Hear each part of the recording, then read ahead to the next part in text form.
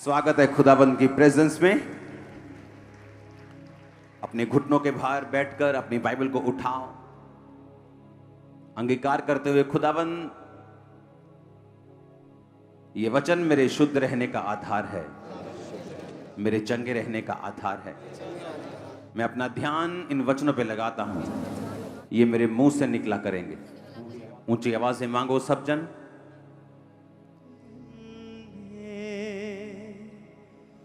मुझको तू अपने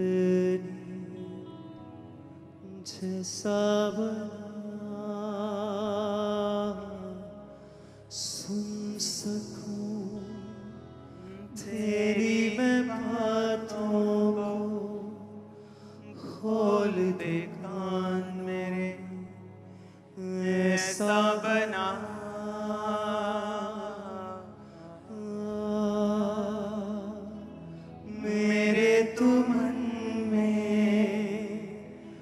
मुझको तू अपने जैसा बना,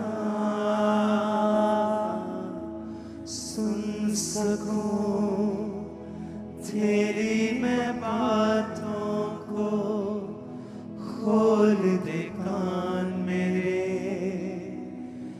ऐसा बना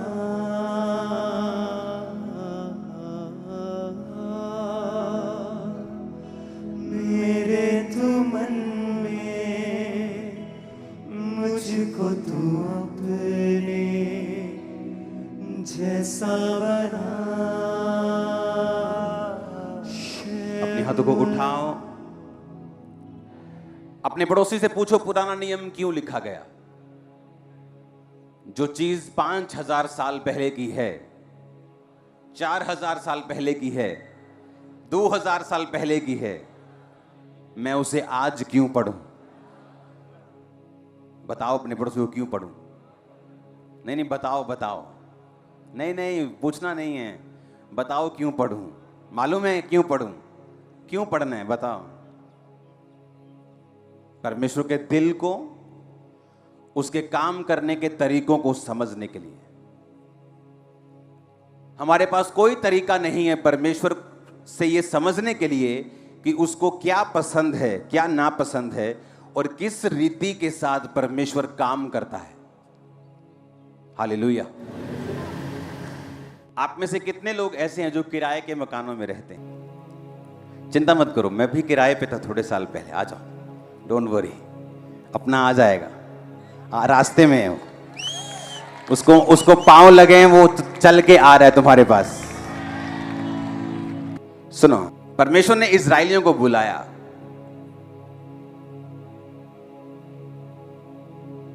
पवित्र तंबू बनाया जहां पे परमेश्वर की उपस्थिति थी, हां या ना? सबसे अंदर वाले स्थान में परमेश्वर के लिखे हुए वचन थे जो संदूक में रखे थे। उससे पीछे मेज वाला स्थान था जहां मेज पर रोटी पड़ी रहती थी। 7 दीवट जो यीशु मसीह को दर्शाते हैं वो था। उसके बाद बाहर वाला स्थान था। समझ आई कि नहीं? अब वो तंबू जो था, परमेश्वर ने कहा कि जब तंबू पहली बार खड़ा किया गया, परमेश्वर की महिमा तंबू के ऊपर आ गई। उस तंबू को ऐसा तंबू मत समझ लेना। उसमें कुर्सियां लगी थी, उसमें पर्दे लगे थे। वो एक रॉयल टेंट था। अगर आप राजाओं को देखेंगे पुराने समय में, तो वो तंबू में जब रहते थे तो वो तंबू ऐसा तंबू नहीं था जो टेम्परेरी आज लगाया संडे और उतार दिया। नहीं, वो रॉयल टेंट था एक, जिसमें चांदी की कुर्सियां थी, जिसमें सोने की चीजें थी, सोने के मेज थे, सोने के डंडे थे, सोने के बहुत चीजें वहां पे थी। भारी था बहुत, अरबों रुपए की उसकी वैल्यू थी पैसों में। इतना सोना था उसके अंदर, इतनी चांदी थी उसके अंदर। और बाइबल कहती है जब तंबू खड़ा किया गया तो परमेश्वर का बादल तंबू पे आया। सुबह बादल और रात को उस बादल से आग निकलती थी। और बाइबल क्या कहती है, गिनती की पुस्तक में हम पढ़ेंगे, जिस दिन निवास जो साक्षी का तंबू कहलाता है खड़ा किया गया, उस दिन बादल उस पर छा गया और शाम तक वह निवास पर आग सा दिखाई देता और भोर तक दिखाई देता रहा। नित्य ऐसा ही हुआ करता था, अर्थात दिन को बादल छाया रहता और रात को आग दिखाई देती थी। जब जब बादल तंबू पर से उड़ जाता, इजरायली आगे बढ़ते थे और जिस स्थान पर बादल ठहर जाता, इजरायली अपने डेरे खड़े करते थे। यहोवा की आज्ञा से इजरायली आगे बढ़ते थे, यहोवा की आज्ञा से डेरे खड़े करते थे।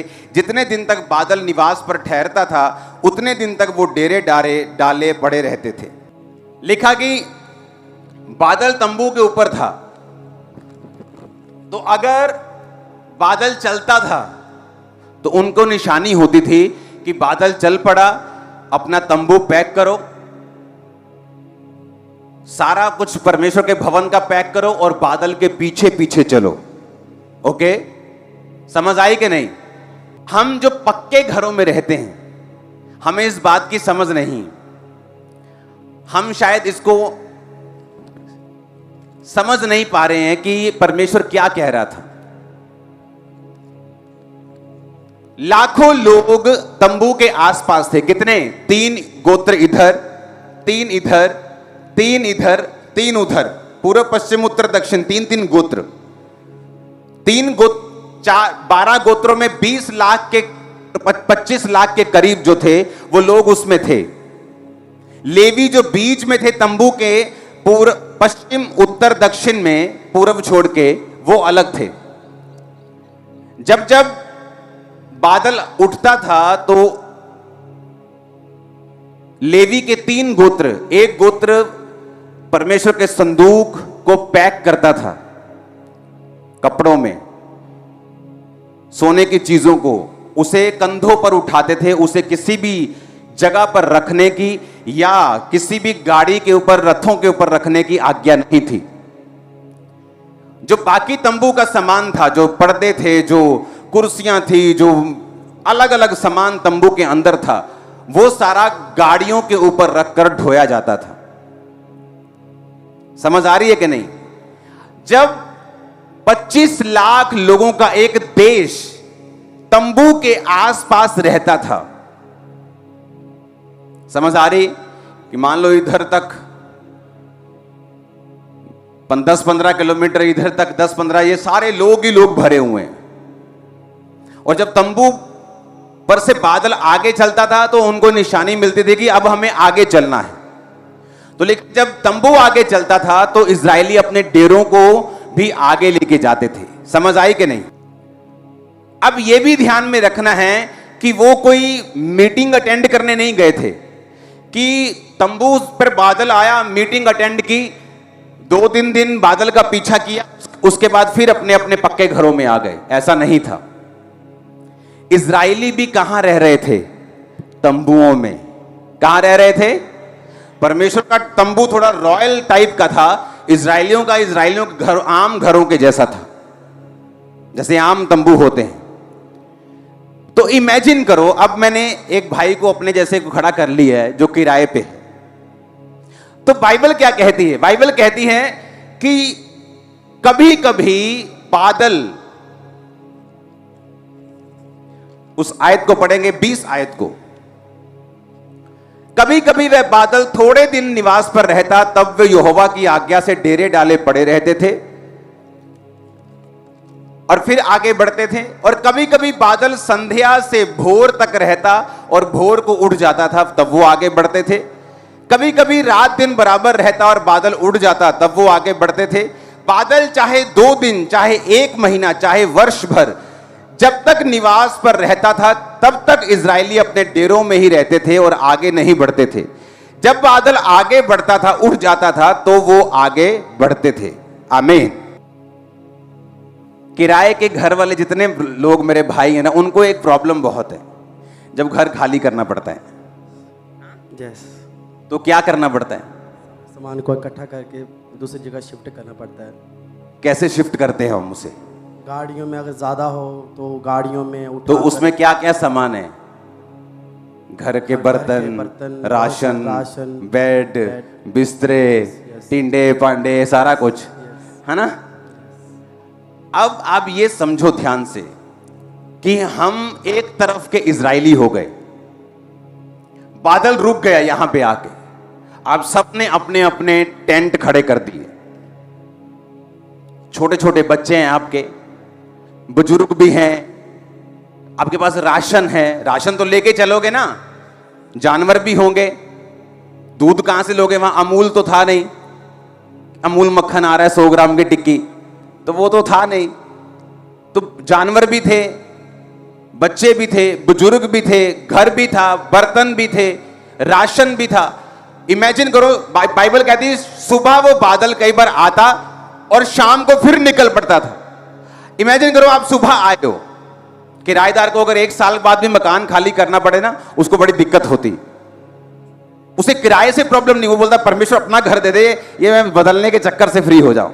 सही कह रहा हूं कि नहीं? तो इमेजिन करो सुबह बादल आया और आपने अपने डेरे खड़े किए, आपके बच्चे सो रहे हैं, अभी अभी आपकी वाइफ ने बर्तन टिकाए हैं, उसमें चावल दाल सब रखा है, और शाम को बादल फिर आगे निकल गया।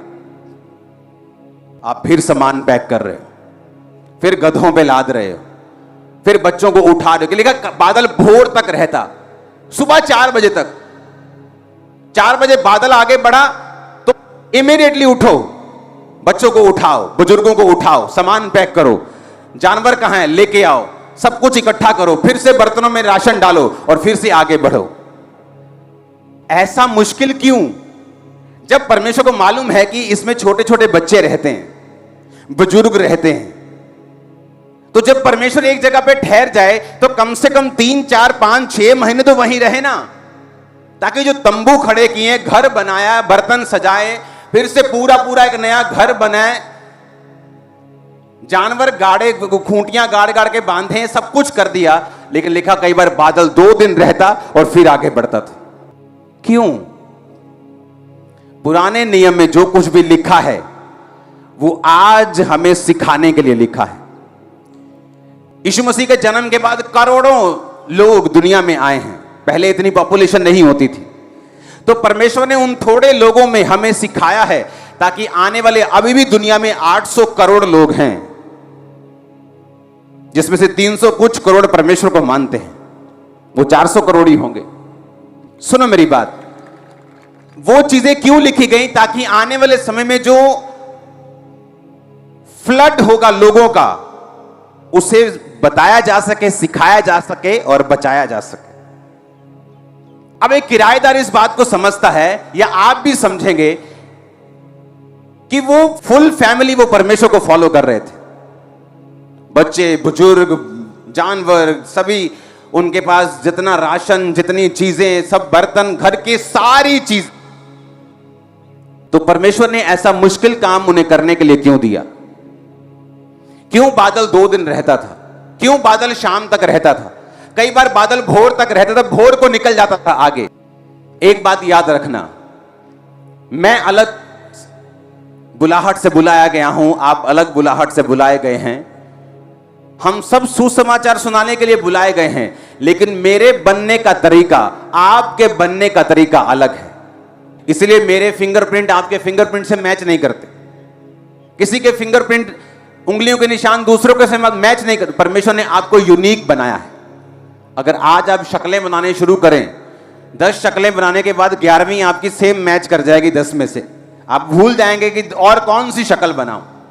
तो परमेश्वर ने देखो कितने करोड़ लोगों की शक्ल सबकी अलग बनाई, वो कितना बड़ा कारीगर होगा। सुनो मेरी बात, क्यों परमेश्वर ने कहा कि तुम शाम को बादल आगे गया, तुम भी आगे जाओगे?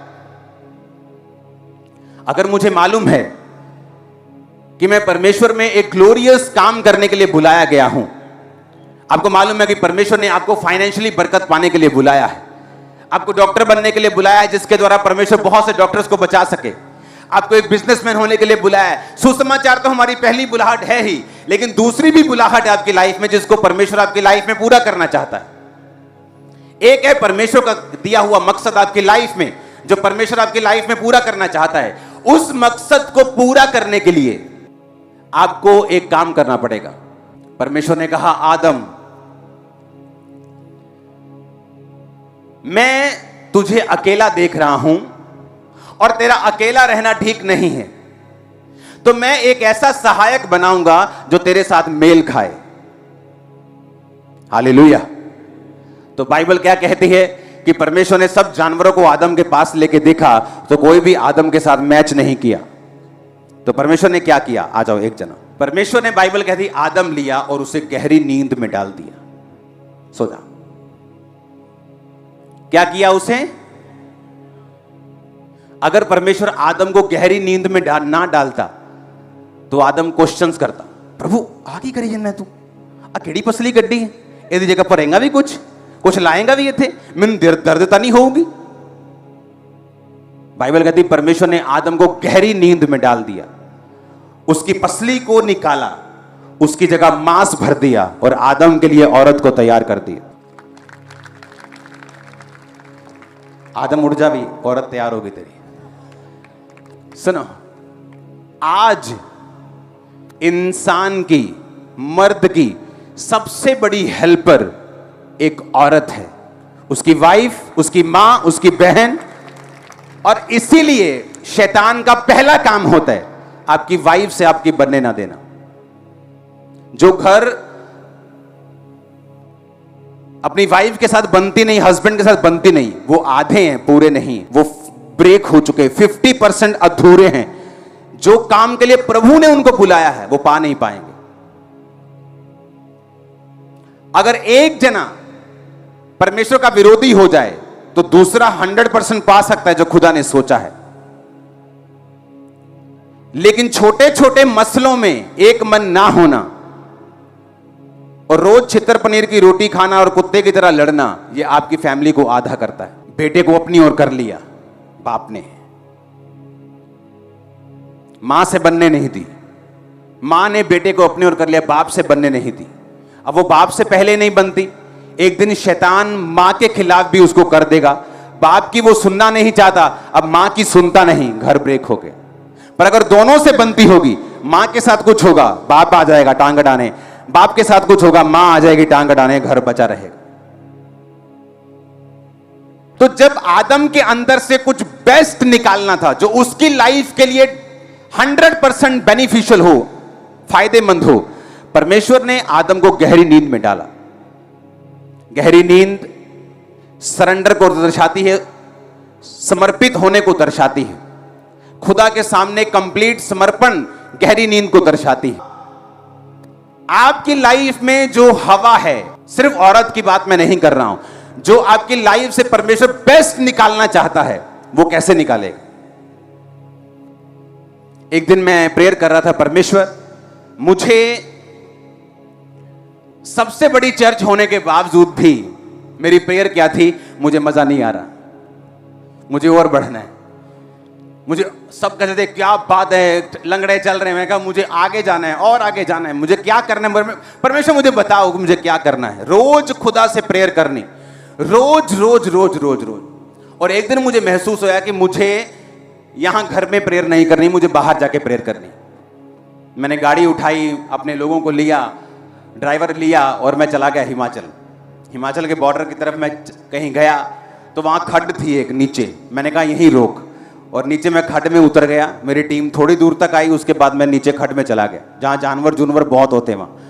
वहां जाके मैं देखा कोई नहीं है, सिर्फ पेड़ पौधे हैं, मिट्टी है। वहां बैठकर मैं प्रेयर करने लगा, परमेश्वर सचमुच मुझे गाइड कर, मेरे अंदर से बेस्ट निकाल, जो तू चाहता है वो हो। घंटों प्रेयर करने के बाद वहां पे परमेश्वर ने मुझे विजन दिया कि जब तू प्रीच किया करेगा, लोग टीवी के ऊपर तुझे देखा करेंगे और लाखों लोग होंगे। आज तो लोग कॉपी कर रहे हैं कि जो खामरा मिनिस्ट्री कर रही, कॉपी पेस्ट करी जाओ, कामयाब वो हो रहे, हम भी हो जाएंगे, डोंट वरी। लेकिन ये हुआ कैसे? ये हुआ खुदावंद की प्रेजेंस में जाने के बाद, हजूरी में जाने के बाद, प्रेयर करने के बाद, लगातार कॉन्टिन्यूस प्रेयर। अगर आपकी लाइफ चेंज नहीं हो रही, आपकी प्रेयर में कमी है, क्योंकि आपकी जो आपका केस है वो डिमांड कर रहा है 6 घंटे प्रेयर, पर आप दे रहे हो 2 घंटे। मोटर अगर 1100 वाली लगाई तो इतनी वोल्टेज भी चाहिए, अगर छोटी लगाई है तो कोई बात नहीं। अगर 3 फेस मोटर है पानी देने वाली खेतों की, तो उसे ताकत भी वैसी चाहिए। केस बड़े बड़े हैं, प्रेयर छोटी है हमारी। तो मुझे मालूम था कि मेरा केस बड़ा है, मेरी इंटेंशंस बड़ी हैं, मेरे मोटिव बड़े हैं, मेरा काम बड़ा है। तो मुझे खुदावंद की प्रेजेंस में वैसे नहीं जाना जैसे लोग जाते हैं, मुझे अलग तरीके से जाना है। कुछ भी बदलेगा नहीं, सालों साल आप ऐसे ही रह जाओगे जब तक आप खुदावंद की प्रेजेंस में जाकर उसे बदलने का फैसला नहीं करोगे। सबको जय मसीह की। मैं जतिन बब्बर और आप देख रहे हैं मसीह परिवार चैनल। जैसे कि आप सब जानते हैं कि मैं इस चैनल पे प्रभु के अलग अलग दासों की वीडियोस डालता हूं, तो अगर आपको हमारा चैनल अच्छा लगता है तो आप इस चैनल को ज़्यादा से ज़्यादा सब्सक्राइब जरूर करें, ताकि आप प्रभु के वचन को सुन सके। वीडियोस को ज़्यादा से ज़्यादा शेयर करें, ताकि जिन लोगों तक वचन नहीं पहुंचा उन तक भी वचन पहुंच सके। सबको जय मसीह की। एक बार मैं आपसे दोबारा कहूँगा कि इस चैनल को सब्सक्राइब जरूर करें और वीडियोस को ज़्यादा से ज़्यादा शेयर करें। जय मसीह की।